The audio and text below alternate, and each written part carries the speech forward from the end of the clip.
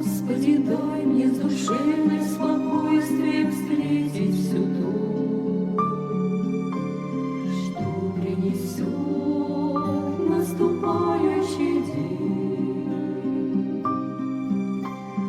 Воля Твоя будет, Господи, всюду и везде.